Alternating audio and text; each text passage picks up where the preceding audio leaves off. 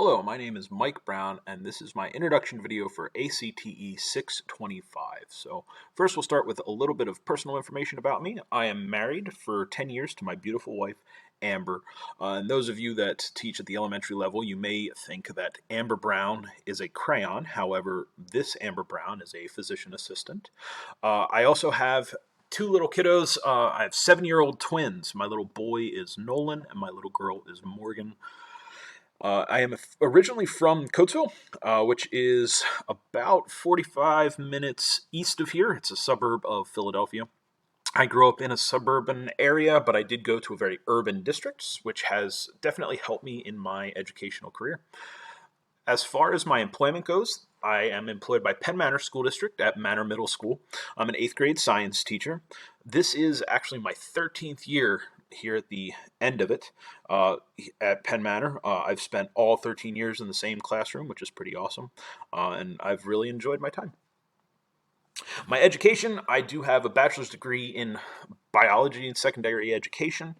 I am also currently working on my master's degree, hence the enrollment in this class.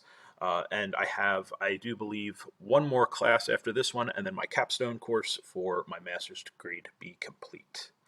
As far as this course goes, my whole goal here is to develop a better assessment, practices for my students and to help them understand and better display their knowledge of what I'm teaching them in my classroom.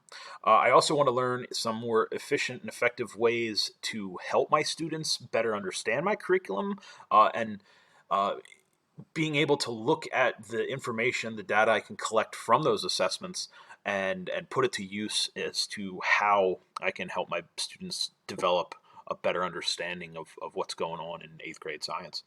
I also want to foster an understanding of new tech.